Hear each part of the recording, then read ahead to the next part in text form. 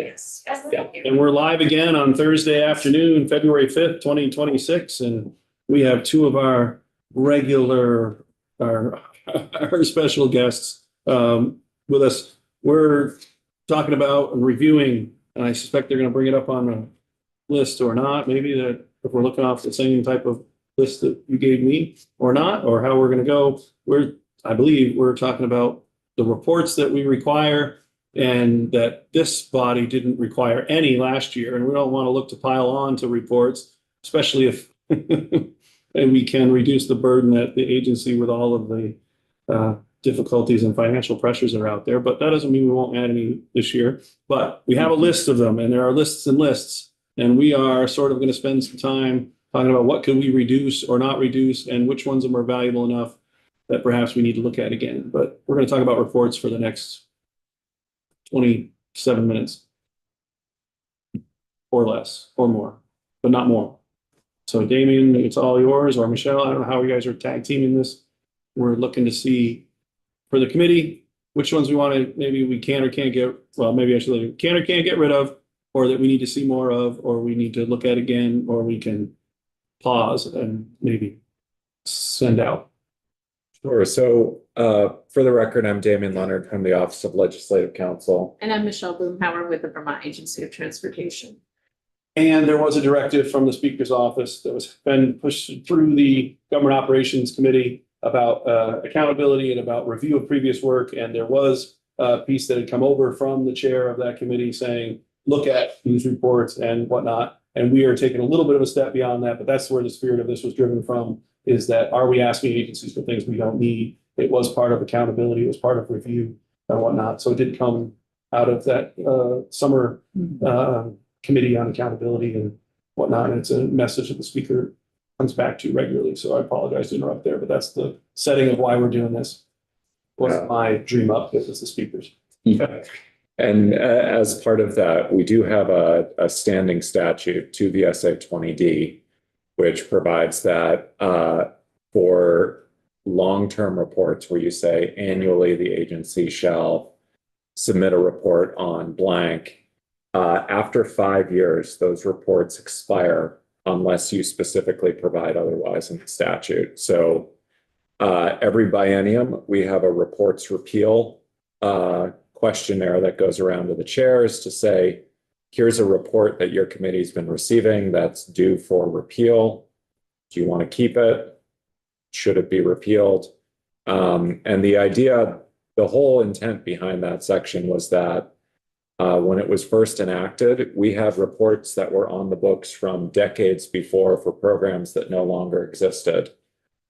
And people would call up asking, where's the report on this? And you'd go back through and say, well, the program got repealed, but someone left the report in the statute books.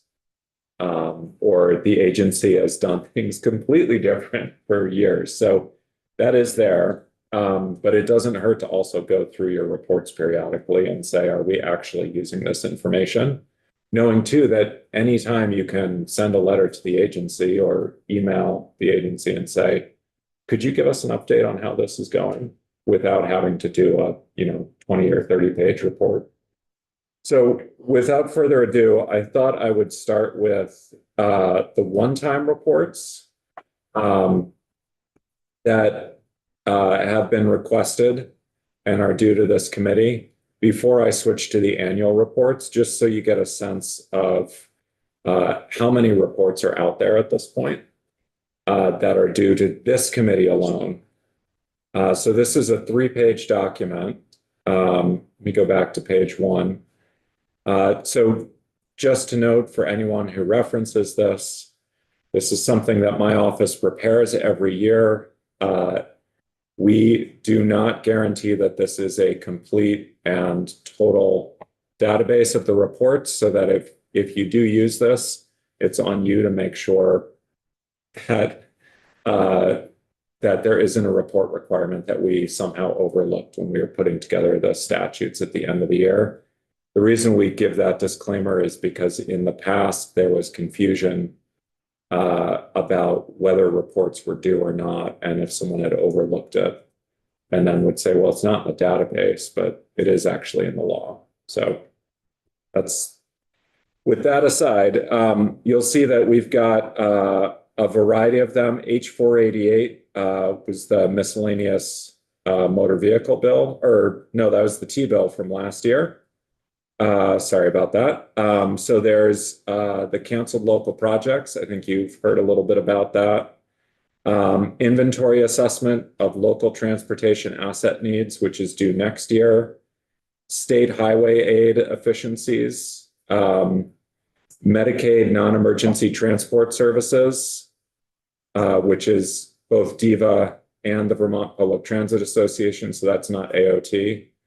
Although I think you guys are consulting on that.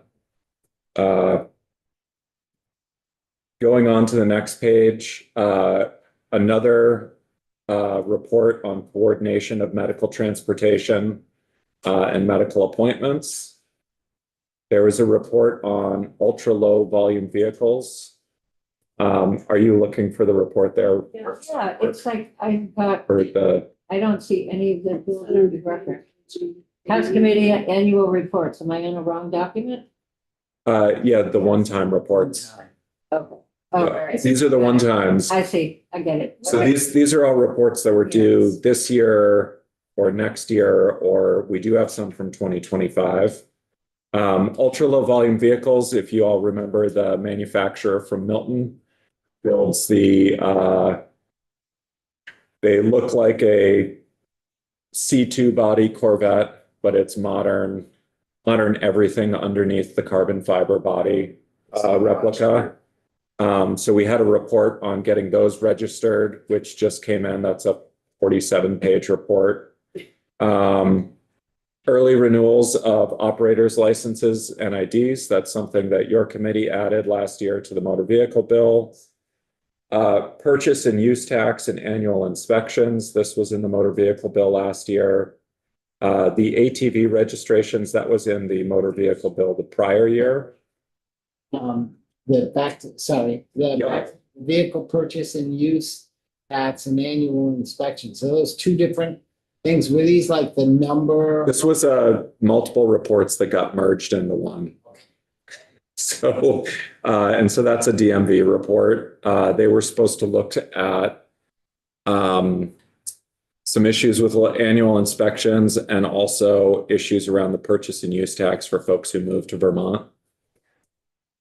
And the annual inspections, was it the number of annual inspections versus the number of registered vehicles? That I have to look back at the exact details that were asked for in that. that's okay. But yeah, these were my memory of that section, which is admittedly a little cloudy now, is that we took a couple of different issues that different members had concerns about and merged them into a single report. So I think it may have been a one or two House reports merged with one or two Senate reports, and then sort of trimmed down.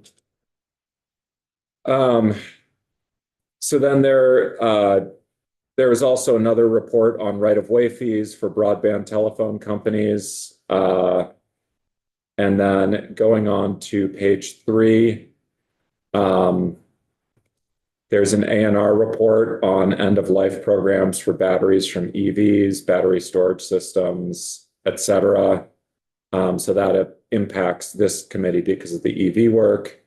And then transportation impact fee report, which was also submitted this past January. And these date back a little bit to the prior biennium, so some of you didn't work on them. So that's just the one-time reports. These are all going away after they're submitted. Have they been submitted yet? Or is there? Some of them have, some of them have not. So I can take you in a minute to the website Yes. and show you where the Okay. reports are. No, it's actually on the General Assembly website. Okay. And I'll send you all the link after I show it to Okay, you great. at the end of this. Thank you.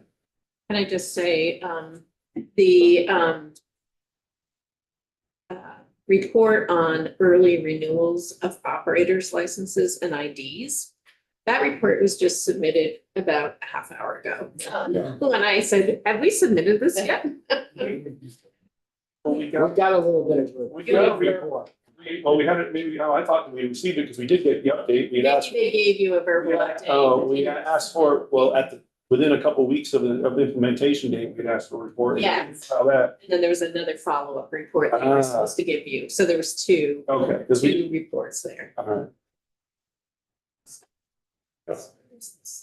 And so this gets to the point in the presentation where Michelle and I will probably partner up here. And so I'll identify the report and then she can talk about the agency's perspective on whether it makes sense to continue it or not and answer questions about the report there.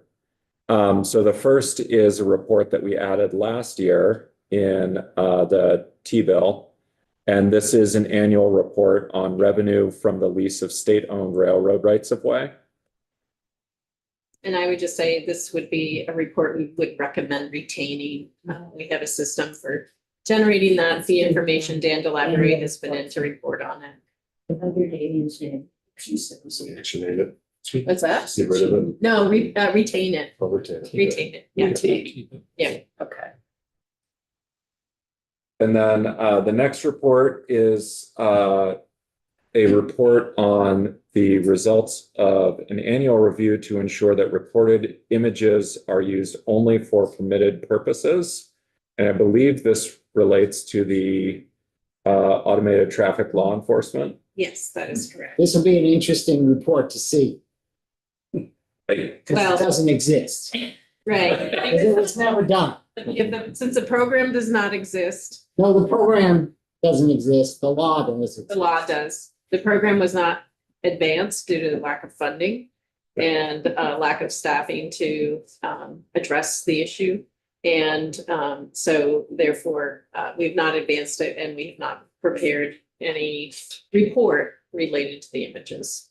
So our recommendation would be to repeal this report unless and until such a time that there is a program.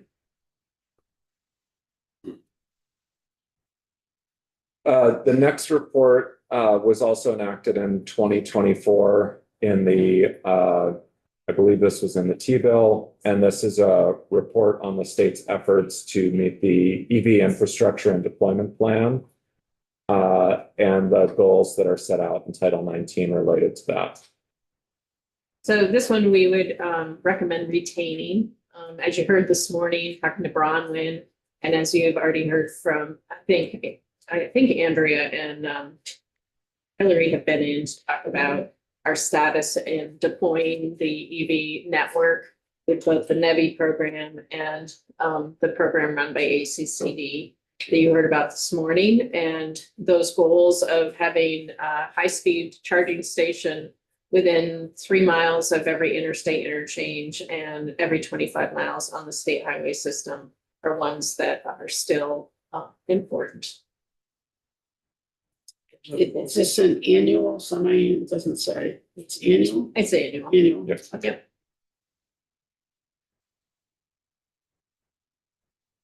Yeah, I apologize. I just pulled this from our database, so some of the fields are not fully filled in. So the next is a semi-annual oral presentation on the replacement for the Vermont State Design Standards.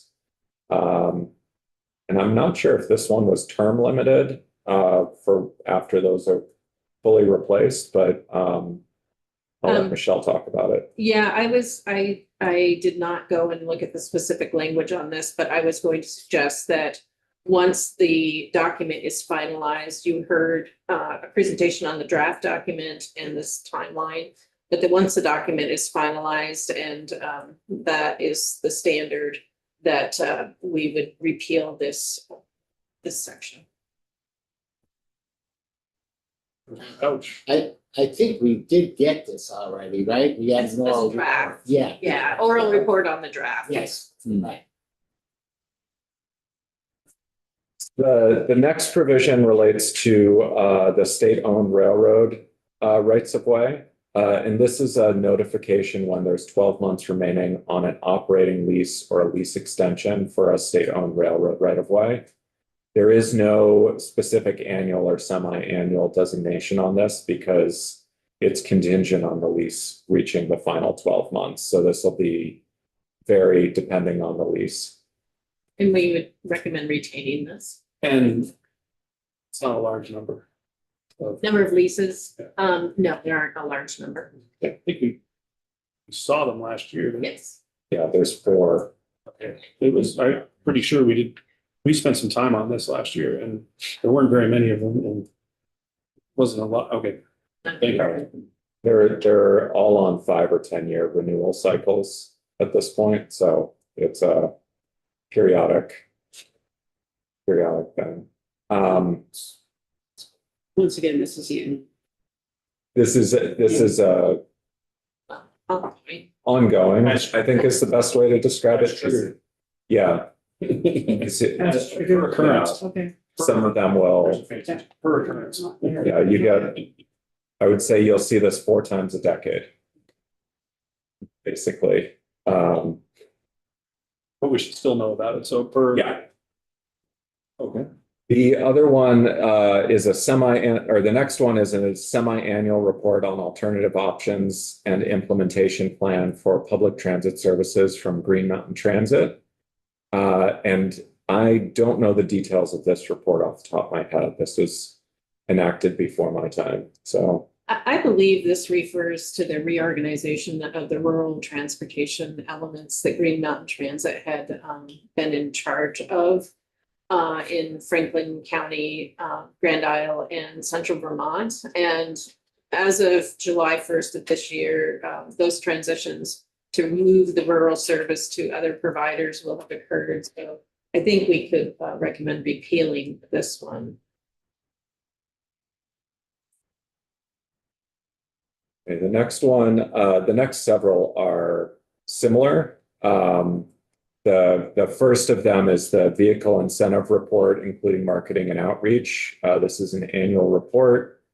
And then the 2 after that are electrify your fleet and the e-bike incentive programs. I think these are all fairly closely related. They're all annual reports, all enacted in the same T-bill from 2023. So these 3 reports we would recommend repealing since the funding for the programs has been expended and the programs are no longer active. I would assume that then what you're saying is you mean electrical vehicle incentive program. Yes. Yeah, even though it doesn't, okay. Yeah. Representative Burke? Yeah, Michelle, would there be some like statement or something that would say that the funding ran out in this year? At the end of the report, that the funding ran out in, I don't know, there's no more money left for these funds, something like that, just for historical record. You know? Oh, Like a final report. yeah, final report. I think I'll have to check and see if we prepared and submitted a report or are planning to that makes those statements. Yeah, I would think I mean, if somebody's Would have- looking up, oh, they state Yeah. had these programs, what happened to them? let me check on that. for you.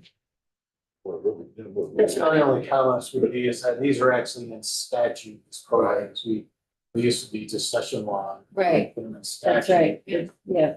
So if they're still in statute, is there a way to just put the blame would say, hey, you don't gotta report to It's it? okay. But if money was to come our way, then they would be triggered again, these reports. Something like that, so Is there such because a- they are in statute. Yeah, Such a exactly. thing as suspended? Yeah, suspended. Yeah, that You know. we could certainly get creative Yeah. with the drafting. Yeah. And just say that, the reports are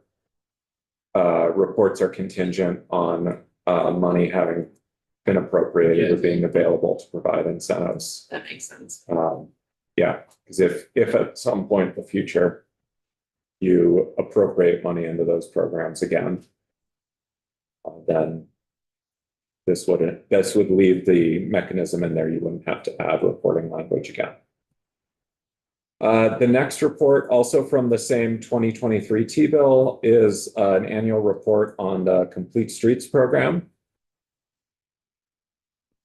So on that one, I would say we retain that. We went through a fairly exhaustive process to create a database and process for reporting police streets activities. The regional planning commissions are involved with collecting information from their communities.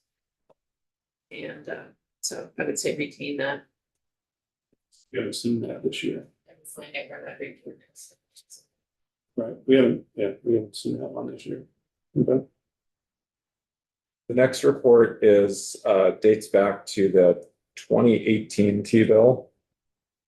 And this is on the public-private partnership pilot program, which is proposed for extension again this year. So, and that's another annual report there. How do you make that sort of as triggered, like the up above? Like it's only as occurred, you know, when I said it, or as triggered as occurrence, there's nothing to report unless something happens. So it says annual, but it's really as occurrence or as occurred or whatever. I don't know if that, I don't want to overcomplicate it. I'm just saying we shouldn't even have, it's not going to happen unless something, just like the lease trigger is not going to happen until there's something to actually report. It doesn't matter if it says annual. I think, It's you not- know, for, You'll ignore it the same way you would ignore one of the other ones. Yeah, and- like, it's important to keep in mind that this database here, part of the reason we have the disclaimer is because the data it shows is limited. okay. It's based on I don't want to overcomplicate it, but- yeah, it's based on basically a form that's included when we do our act summaries that the public, before the act summary is made public, the form goes internal to fill in databases like this and then gets taken off to the act summary. Wow. This is just the limit there that you have annual, semi-annual, or one time are sort of the details you can include. If it's been keeping the secretary up at night, you can let him know not to worry about that one. Yeah. The next this is actually from Agency of Administration, the Clean Water Fund investments. And this dates all the way back to 2015. So I don't know if you're able to weigh in on that, Michelle. Is there one blank one there? So the blank one, I believe, is a duplicate of the P3 pilot program. If you look at the sections, I'm sorry, I should have mentioned that. But yeah, if you look at the sections there, it's 19 VSA 2615. Yeah, so this is an annual report under Title 10 that's due from the Agency of Administration regarding the Clean Water Fund. I can't speak specifically to this, other than I believe that they put out an annual investments report. And so maybe when we go to the website, we can check on this one, see if they've issued one. I don't know if it would have been sent to this committee specifically unless that is outlined in the language. However, I do know that Joel Parago's Municipal Assistance Program does administer clean water funds related to transportation that come through the Clean Water Board. And if he hasn't given you an update on those already, we can certainly get him on the docket to give one. All right, turning to page 3, the first report dates all the way back to 2014. And this is an annual consolidated transportation system and activities report, or semi-annual, excuse me. So this one will potentially want to look at the language. It's very similar to the one about 4 lines down, which is section 19 of statute, item 12A, the transportation program. So we actually, under the consolidated transportation systems report and activities report, all of those elements are things that we report to you on an annual basis. So maybe there's something to be done with the frequency in that language, or maybe there's a way to look at combining 42B and 12A. So I think you'll want to get the language out further. Yeah. And then before I go to the last group of reports here, there's this other report from Title 10, the Petroleum Cleanup Fund, which is a semi-annual report. And I don't know if Michelle's able to speak to that. I am not. Okay. And then the last group of reports here, these are all in the first chapter of Title 19, which governs sort of the basis for our highway law. So one is on the prioritization system as part of the annual proposed transportation program. One is the 10G report, which we discussed last year, the multi-year transportation program. And then there's the transportation program under 12A. And then under 7 subsection K, there's a summary of information regarding terms and conditions of federal earmarks for a transportation project within Vermont. And these are all in statute, and I think at this point they were enacted a while back and have been tweaked and amended periodically since. So what I would say is the prioritization system as part of the annual transportation program. I think historically we have put information related to the prioritization system in the front of the white book, but I think it's been a number of years since we put that process information in the front of the white book. And with the advent of the BPSP2 Vermont prioritization, I'm gonna get it wrong. It's the new prioritization system framework we use that we spent a couple of years developing with the regional planning commissions. I think if there were going to be information about prioritization put in the front of the white book, we'd want to put that description in. And secondly, as you heard Jeremy testify, there has not been adequate resources to prioritize any new projects into the book. So there has been nothing to report on that front, other than the verbal report that we didn't have the resources to add more projects to the program. So that's the status of that one. As I mentioned, I think the 10G report, we obviously want to retain that. That's an important piece we use every year. The 12A, I think we should look at combining that with 42B possibly. And then the summary of information and terms related to the federal earmarks. That's in the books under 19, section 7K. But Candace let me know what we do is we follow 32 VSA section 5, which is kind of the overarching reporting guidance for receipt of grants or other monies that the Agency of Administrations, it's in kind of the overarching statute of Agency of Administration reporting functions. And so we may want to take a look at pointing, eliminating 19.7K, but if we want to make the reference to include something that points us to 32 VSA section 5.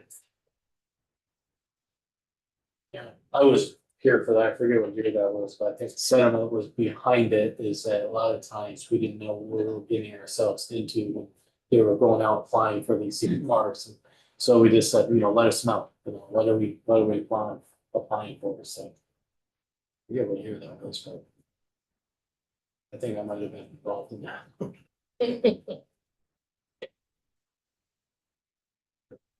So Collins. I can now show you where to find these reports. So let me. So if you're on the legislative webpage here, and so I'll go right to the home page. So here on the home page, if you click on the reports and research piece, it's going to on the reports column here, there's a reports and research overview, which is not necessarily that helpful. It kind of tells you what's available and where to find things, but find legislative reports will bring you right to where you need to go. And then you have a search function here to refine results, because otherwise there's hundreds of these reports. And so what I like to do is if I'm looking for an Agency of Transportation report, I just type in transportation. And now you've got all of the Agency of Transportation reports going back. So if you remember a report from, let's see how far back we can go here. 2009, you can go back to 2009, or you can pull up the most current ones, and you'll see that there are 4 AOT reports that are posted for 2026. If you want a DMV, I typically put in just motor, and then it'll pull up DMV motor for the most part, and occasionally you'll get things like the Motor Vehicle Racing Sunset Report, and that's for our board that regulates motor vehicle racing. But right, so you've got 3 reports from DMV this year. And then we came across some of the other reports in there too. So you could type in like petroleum cleanup fund, and there was a report on the 27th, which is the 38th annual report on the petroleum cleanup fund. That's basically what I use to find reports. One caveat is that occasionally the reports go directly to the committee and don't make it to the reports webpage. So for that, you can go to your own committee page, and then under reports and resources, you may find additional reports that didn't make it to the overall reports database. And this is just a function of having humans sort of maintain the website and different people getting reports. Things don't always get to all the different places. So this is a good place. You'll see there's about 5 different reports here. Some of them show up on the reports webpage, some of them don't. So that's usually what I do when I need to find a report. I start on the reports webpage. If I can't find it there, I go to the committee. And then if I can't find it in either place, I email Michelle.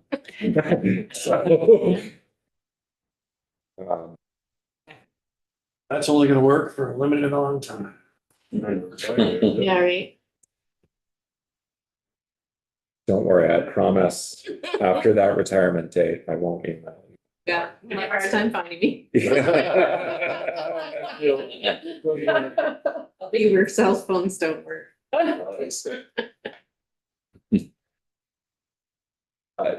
And if you do want to amend that, just let me know. I can add language to the T-bill. If we want to get rid of some, If you want to amend any of those report requirements, yeah, I'll get rid of some. another thing on your list, think about whether you want to do that or not.